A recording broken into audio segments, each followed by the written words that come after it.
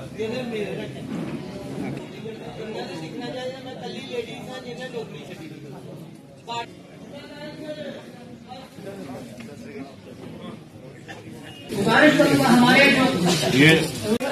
पीछे रखना यार, दो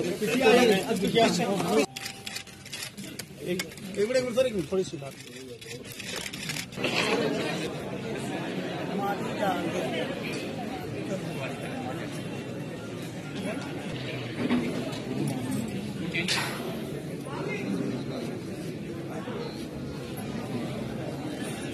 कितना व्हाइट लाइट तो है नहीं, आप किसी के बहुत ऊपर लड़ गए, आप बिजली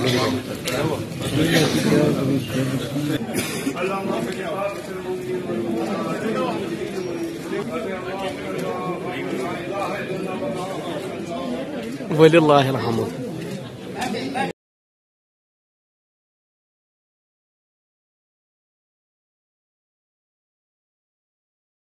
शेर कश्मीर वो शख्सियत थी जिसने इस रियासत में लोगों को वोट का हक दिलवाया, सही मायने में लोगों को जिसको कहते हैं फ्रीडम ऑफ स्पीच और हर किस्म की जो फ्रीडम थी वो दिलवाने में शेर कश्मीर ने एक रोल अदा किया।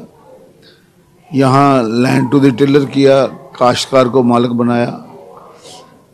यहाँ शेर कश्मीर ने सेकुलरिज्म का झंडा बड़ी मजबूती से लहराया।